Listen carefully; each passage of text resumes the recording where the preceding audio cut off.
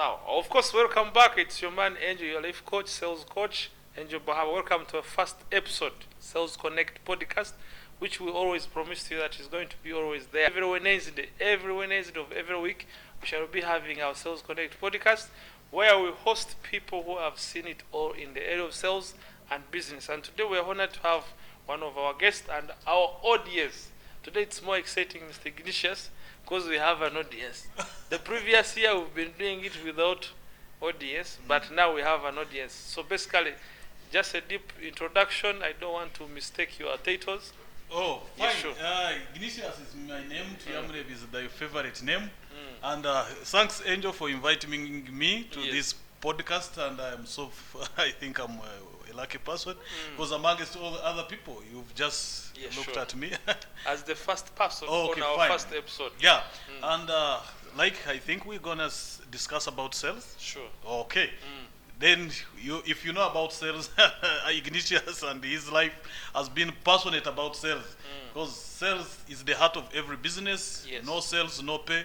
In your business, even if you are in any company, any organization, if you are not selling ideas, you are not selling your services, if people are not buying services, if people are not buying your ideas, then of course you stopped earning. So in short, sales is a way of life. It's a lifestyle because at every moment we are always doing sales. You're either getting your girlfriend for breakfast or you are telling your mother to support you in your new startup. So either way you are doing what? Sales. But the biggest question which we have to answer today is whether you are doing it professionally or you are doing it as a way of life. So now for Sales Connect podcast, our aim is to transform sales into professionalism. Because as you may agree, Mr. Ignatius, is that sales, because of the other people who came, have spoiled sales. People don't want to associate with salespeople because of the manipulation that has been there previously. People are selling things people don't want to buy. Like when you look at your home, you may find there are so many things you bought, which actually you never wanted. But as we get into the details now of this podcast, remember this podcast is proudly sponsored by Sales Warriors University. It's an online training program that you have to join, of course. Get to your Google, search for Sales Warriors University, come to learn, and every little thing you got to know about sales. So Mr. Ignatius starting, maybe the people who are first to listen to you, they want to know who is Ignatius and how did he come to love sales? Maybe briefly you can let us know. This is a very a question that I cannot talk about in this within a few minutes. Yes. But I will try to summarize the whole part of it. I just learned at my early age that I was more of a salesperson. I could have started sales at the age of 9. Okay. When I started selling my father's items, like in market, talk about the food, to talk about chicken, talk about everything. So I would go with my sisters, my brothers, and into the market, and I would discover that later. I started discovering that I would sell more of what I was given than my brothers and sisters. Okay. So I started knowing that if you go to the market, you must know how to sell.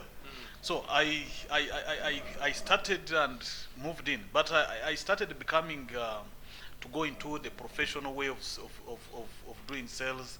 That was around 2015 when I started joining companies and working with them, especially in the line of sales. And I think for my life, I've not been in that line of salary comfort. Yes. All that I know is that commission is better than salary. How is that? Because most people are proud. Now, of for lazy commissions. people choose lazy ways of earning. Okay. For successful people choose hard ways of earning. That's why others choose to earn through commission, and others get job because they want security. But security versus freedom. Okay. Security. Now, how is the salary security and the commission freedom? Now, freedom, because salary you are limited on what to earn. Okay. On how much you need to earn.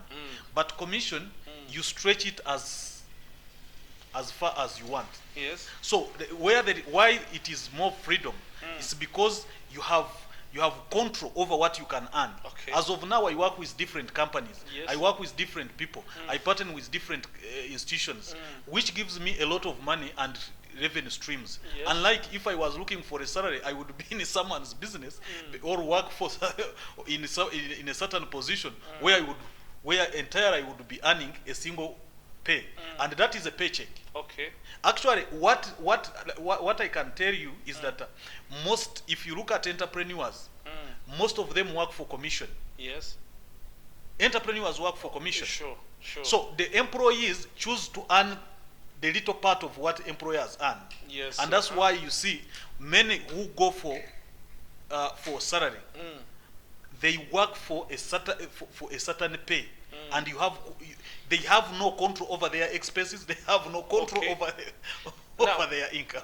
Making it a little bit simpler, which means if you're earning a salary of 1 million, whether you work extra hours, whether you work less hours, you earn 1 million. Yes. So the advantage is if you are lazy and you're a lazy dude, whether you attend work for 3 days in a week, you'll still earn 1 million. And that's what, because they want us worried. They want us worried. Yes, that even if they don't work, yes, I will still pay. Okay. So that is why I say that if you are working for money, yes, if you're working for money, you are limited on freedom. Yes. You don't have freedom. Okay. Why you don't have freedom? Because you cannot earn what you want. Yes. You earn what you are determined to earn. You get that point? Yes. Because your negotiation powers are in what you can control. Yes. And if you want to, that's why I choose to be an entrepreneur. That's why I choose to sell as much as I can. Yes. Because I know that in selling, it's where I have control over earning. Yes. So, which means you can set a target of earning 10 million in a month, depending on how many products or services you are going to sell. So is that a freedom you're talking about, or there's another freedom? The freedom we are talking about is how much you can earn. And even how many hours you can spend at work. And how many people you can bring to work for you. So that you have more control over how much can come to you. But for instance, that's why if you remember very well, when I started half a decade, my gospel has been ban the fear to do business. Yes. Ban the fear. Where I say normal people don't excel in business. Yes. You have to go abnormal to excel in business. Okay. So you can't excel in business unless you accept to be normal. Yes. To be abnormal. And you can be abnormal to those that are normal. Yes. So what in fact, in relation to what you're saying, I always say that nomads not normally make much money. It's only mad people that make a lot of money, because nomads keep hopping from one opportunity to another. That's what you remember, nomadic pastorism. Yeah, and actually when I was reading your book, yes, The Fool's Way to the Top. Yes. That yes. It's the fool's way to the top. Yes. So, in fact, you should get out. In fact, take a short break, go on Google, search for that book, make a purchase, and you'll understand what Mr. Ignatius is saying. The fool's way to the top. That yes. What certain things you do, yes, other people think you're a fool, and by doing that, you move to the top. Yes, which means it's only the few fools who are at the top. That is exactly what. Actually, when I was reading, I wouldn't want for some other people to understand what the way I interpreted some of the things in that very book. Yes. But I would just encourage you just to be there, read it for yourself. Sure. Because I had time to read for myself. And you bought it. Yeah, and of course I would. Yes. How would I have bought it?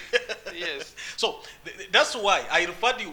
Your inspiration to my writing of that very book. Ban the fear. You remember what we were when I had also like how is it easy for someone to come up and write a book? If someone wants it, it's here. Yes. Just like. But it is very easy to carry, easy to read, and a pocket one. Yeah, it's a pocket book, easy to carry, easy to read, ban the fear to do business. Normal versus abnormal. Sure, that's very interesting. I also read it. It's a very interesting book. So basically, what you have to do, so take a book, look for that book, Ban the Fear. To do business. I hope it is also getting online soon.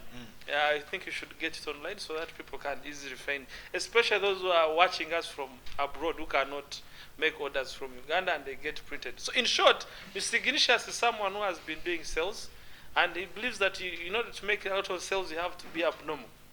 Yeah. You should avoid normal ways of doing business. You can't ban the fear to do business when you are still normal. Normal people fear to do business. Why? Because of the risks involved. And I think, and again, the book you have to read recently, I hope you know it, The Fool's Key to Unlocking Unlimited Sales. One of my latest book, The Fool's Key to Unlocking Unlimited Sales. One of the topics that I love is we say, salespeople are not employees, they are entrepreneurs. Because they determine how much they should earn by how many deals they have to close. And they have the liberty to work with as many companies as possible. So that's why a salesperson becomes an entrepreneur, because all the qualities of an entrepreneur, a salesperson has one. The first one is the risk taker.